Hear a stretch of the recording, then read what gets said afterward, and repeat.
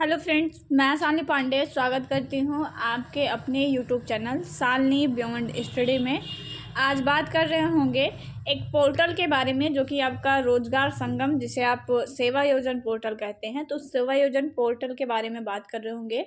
कौन कौन सेवा योजन पोर्टल पे आईडी बना सकता है, कौन कौन रजिस्ट्रेशन कर सकता है, वो मैं पूरी प्रोसेसिंग आपको बता दूंगी।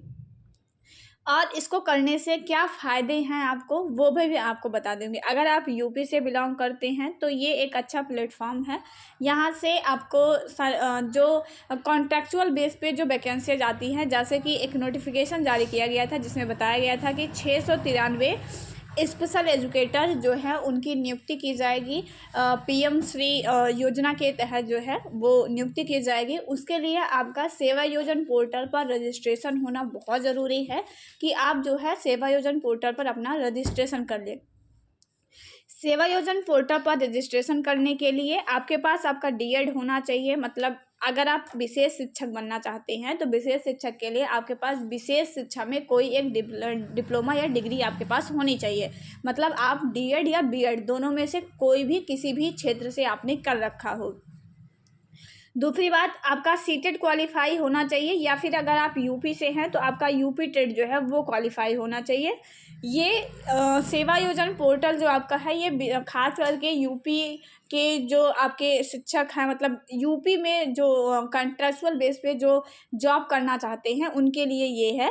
अदर स्टेट वाले रजिस्ट्रेशन कर सकते हैं, बट वहाँ उनको अगर मान लीजिए वो अप्लाई करते हैं तो उनको यूपी में ही आकर के जॉब करनी पड़ेगी।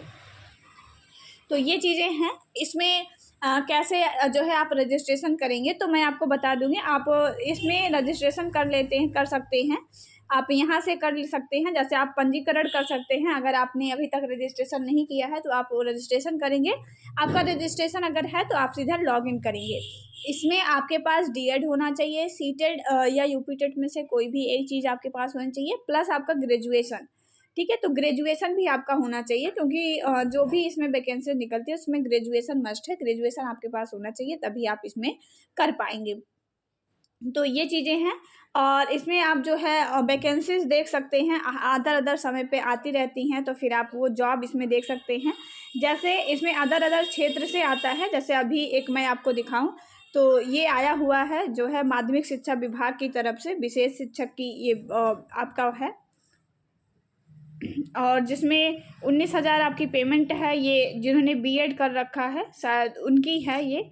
बीएससी विशेष शिक्षा में किया है, मतलब विशेष शिक्षा में HIVI डिप्लोमा कुछ भी आपका है तो फिर आप इसके लिए अप्लाई कर सकते हैं। उसमें वेतन भी दिया रखता है। आप ऐसे क्लिक करके इस पर जो है रिक्ति का विवरण भी देख सकते हैं कि क्या मांगा जा रहा है। जैसे इसमें विशेष शिक्षा में VI आपका है, या फिर स्नातक जो है उसके बाद या चाई से आप डीएड या बीएड हैं तो फिर आप इसमें फॉर्म फिल कर सकते हैं। उसके बाद देखिए ये आपका आया है, जगह का नाम अभी इसमें नहीं दिया गया है, ना तो कार्यस्थल। अब जैसे देखिए बरेली का है ये, तो फिर ये दिया गया है आपका रोहतास है, बदायूं है, शाहजहांपुर, पिल्स है। तो ये आपका जिला वाइज ये होता है, जिला वाइज जो है ये निकलता रहता है समय समय पर। आपको चेक करते रहना पड़ेगा इस पोर्टल को। जो है अगर आप आपके जो भी आपका डिस्ट्रिक्ट है उस डिस्ट्रिक्ट में जब भी निकले, या अगर आप अदर डिस्ट्रिक्ट में भी जा कर के कर सकते हैं तो फिर आप अदर डिस्ट्रिक्ट में भी जो है ये चेक कर सकते हैं। इसके लिए सबसे पहले आवेदन करने के लिए आपका क्या होना चाहिए, जैसा कि मैंने आपको बता दिया कि आवेदन करने के लिए आपके पास सीटेट और यूपी टेट में से, या फिर आपका डीएड जो है वो बिल्कुल कंप्लीट होना चाहिए और ग्रेजुएशन होना चाहिए।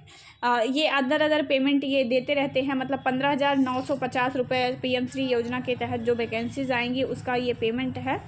आप अपने क्षेत्र से हैं तो आप इसमें चेक कर सकते हैं समय समय पर।